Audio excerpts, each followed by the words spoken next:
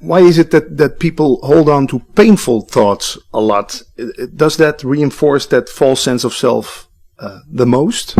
Yes, painful thoughts have actually better in reinforcing the false sense of self than pleasant thoughts. Also, any kind of negative thoughts strengthen the ego, the false sense of self, much more than a positive thought, because with a positive thought you become more open. The boundaries are less dense, less rigid. But the moment you think negative thoughts about situations, other people's, or even about yourself, the mind-made self, the sense of me as against the other gets strengthened. So the unconscious egoic mind loves to indulge in negative thinking. You can observe that in yourself, because if there's a pleasant event, let's say yesterday you saw a beautiful sunset, the mind can't do that much with it. It can say, well, that was a beautiful sunset, but if yesterday some other person did something that irritated me, I can spend several hours thinking about that and what he did and what I said or could have said or should have said, and you can amplify that in your mind and derive a lot of egoic satisfaction from it. But it's so to the ego, it feels actually pleasurable to indulge in negative thinking. But of course, it's not really pleasurable, because if you looked into your body and could see what negative thinking does to your body, you would see that it's quite harmful. It interferes with the energy flow in the body. It affects, even mainstream medicine now recognizes that there is a relationship between your thinking, your inner states, and your physiology. You see it in people's faces with the wrinkles. Oh yes, you see in people's faces and you can see people who are very much absorbed in their thinking. Also, there's not much light anymore in their eyes, because the entire consciousness is absorbed continuously by largely useless thinking. And rejecting life as it is. Rejecting life, not being able to see the richness of life, not being able to experience life in its fullness, the abundance of life. To experience the abundance of life, you don't have to be rich. You can just look around you and see so many life forms continuously dancing around you in the form of nature and other human beings and life, whether you're in a city or out in the country, it doesn't matter.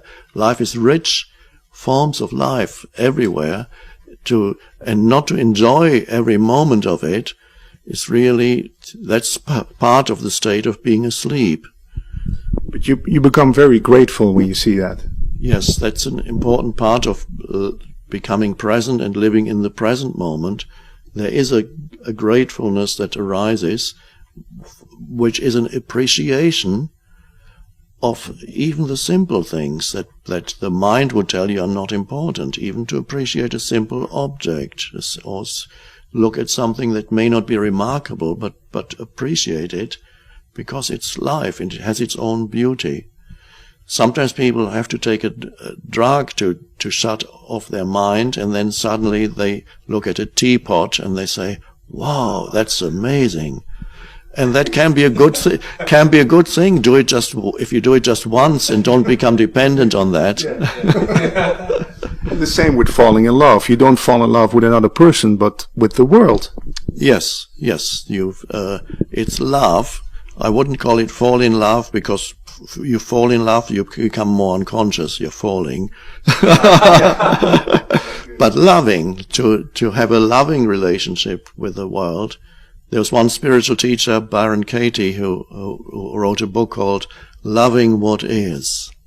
So to love just the isness of life at this moment, the richness of it. That's really how life can be when you get out of the narrow little me and realize that you are consciousness. And so That's the formless. Once you know yourself as the formless, then you can actually enjoy the life of forms. Because every form is a temporary manifestation of the deeper, the underlying one formless life that you are. So you're actually enjoying yourself, really, in whatever you're looking at. You're enjoying yourself. Because you are the world. You are that, yes. And so the division that we see between this is me and there's the rest of the universe, that's of course totally false, total illusion. There's a continuity between you and the universe. You are the universe experiencing itself at this moment through this form, and through this form experiencing other forms. And the universe loves that. And so when you become aligned with that, then you begin to enjoy life deeply. And life becomes easier. It's no longer a burden. Non-duality. Yes, non-duality, that's right.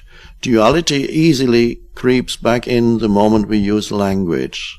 So many people think of themselves, they say, I don't have a good life. They say, my life. But that creates a duality that isn't actually there. When you say my life, what you're implying is, here's you, and that you have life. But you and life are the same thing. You cannot be separate from life and say, I have a life. The I is life. There starts the separation. Yes. The moment you use language, very easily, then separation starts. And you can only keep out of that delusion when you don't believe in all the thoughts that continuously arise. You can still use language, but you realize there is a reality that is deeper than language, and that's nothing to do with words. It's to do with the presence that you are, that is always there, the light behind the words, right now. I'm chatting with myself now. Yes. The voice that you're hearing appears in consciousness. That's what it is. It appears in this consciousness, and that consciousness, ultimately, the one consciousness. So life cannot be captured in any way. That's what we're trying to do. We're trying to capture moments, capture life, take pictures. Yes, it's the flow of life, and the mind tries to also capture it by pronouncing judgments continuously on life, interpretations, judgments. This is how it is. Or should be. Or sure, even more, yes. This is how it should be, or how you should be, or I should be, or should have been, and so on. So that makes life very complicated. Without that, allowing life to be, it doesn't mean you are condemned to inactivity, but not believing in all the judgments of your mind, and then after a while actually being able to go through this world without the judgments, just as a presence. So what is really happening here in the spiritual awakening, if we could call it that, is what grows in you, so to speak, what comes out more is the awareness or the presence. And what becomes less important is the person, which consists of thought forms. So there's a shift from being a person, a little me, to being the awareness behind. And then you can predominantly be the awareness in daily life also, rather than just the little me. And then you become a much more peaceful energy field in this world. You emanate peace, and everything changes. The way in which you experience reality changes, relationships change, conflict, which otherwise is always there, also disappears from your life. You don't have enemies anymore. You don't need them. So ultimately, the now is a pointer. It's not something to believe in, like go ahead, daily business and think, oh, I have to be in the now, I have to be in the now. No, the now is the opening to it's helpful to realize that your entire life consists of now. It has never been not now, nor will it ever not be now. So your life, or just life, and now are really inseparable. And if you look deeply what now is, because most people seem to think that now is what happens in the now, that of course changes continuously.